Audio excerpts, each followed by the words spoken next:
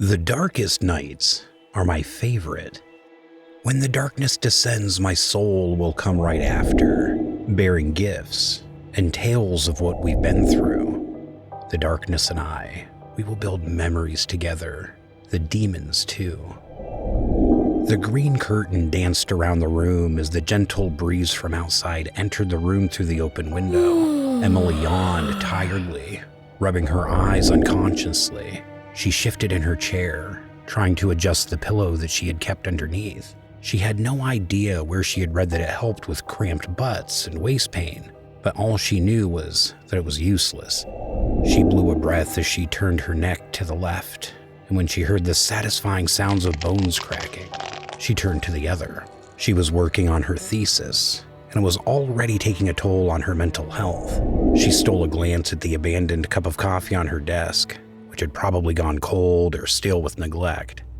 She checked the time on the wall clock in front of her and shook her head in disbelief. She had no idea just how much time had gone since the last time she had anything in her stomach, and the grumbling sounds in her stomach were reminders that she had to eat something. She stood up from the now hard seat and made her way out of the room to the kitchenette to fix herself something to eat. She sat carelessly on the couch, munching on some bagels she had microwaved earlier with a glass of warm milk to help her sleep better. Her phone was somewhere back in the room, but she was in no way ready to get up from the surprisingly comfortable couch. She sighed softly as she watched the nameless cartoon on the television. She was not exactly paying attention to what she was supposed to be watching. Her mind was more focused on the bad weather outside. It had already started raining heavily, the heavy winds slapping against the rooftops violently. The cold air seeping through the slightly open windows made her shiver slightly. At the moment, she wasn't sure if she'd be strong enough to go to her bedroom, so she decided that the couch was a better option to sleep in. She placed the cushions neatly above her head and laid down gingerly on the couch. She had turned off the cartoon playing and decided to just go with slow Irish songs that David convinced her to get. She shut her eyes and waited patiently for sleep to come, paying less attention to the song. The sound of something falling onto the carpeted floor made her open her eyes in alarm. The rain had stopped falling a while ago, and in its place was an eerie silence that filled the room. She was not feeling the least inclined to get up from the couch to check on what had fallen, and decided to just go back to sleep. She heard the sound again, and this time it was louder than the first. She opened her eyes again and stared into the darkness as if waiting for something to spring out from it.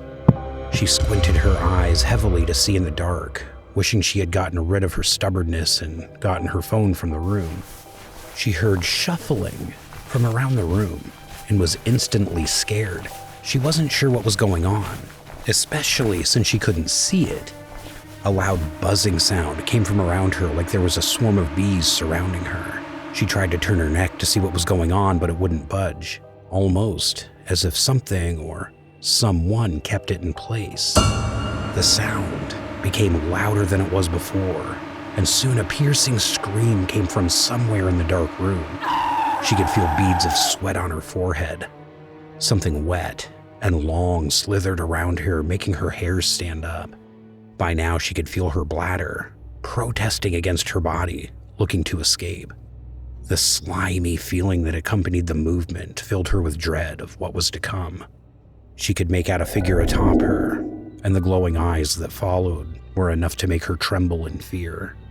Although it looked like the figure was relatively small, its weight on her was surprisingly crushing, and she had no idea what was happening to her. She could hear her loud breaths coming out in pants from her attempt at screaming for help. There was no way she could move her body, and could only stare at the pregnant darkness. She could feel the warm breaths of the being on her face, making her skin crawl in fear. There was nothing she could do except wait and hope that the nightmare stopped. She had heard tales of things like this in the past, from friends and colleagues who had always shared the weird experiences they had at night when they couldn't move and felt helpless. She had never thought it possible or understood what led to it, but now, looking at what was going on in front of her, she regretted not believing or asking for tips on how to solve it. The buzzing sound became louder. Before she knew what was happening, she was getting choked. She couldn't see the figure, but she knew she was not dreaming. Just then, as if in sync with her prayers, the power came on again, instantly flooding the room. The sudden brightness made her jerk up in alarm. She looked around the room, only then realizing that she could move her body, and there was nothing in the room. Her breaths still came out in pans, and she still felt like she was being choked, but she was grateful for the fact that she could move her body. Sighing softly, she reached for her phone that had somehow, by some miraculous intervention, appeared on the table.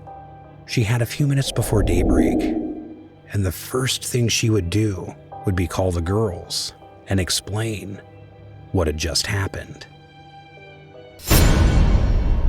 Subscribe today.